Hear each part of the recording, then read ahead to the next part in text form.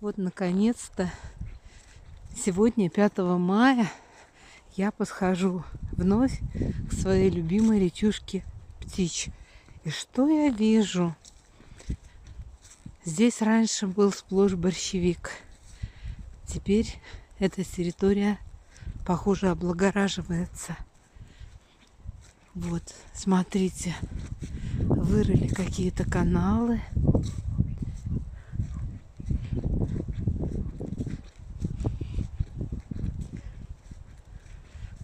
Вот.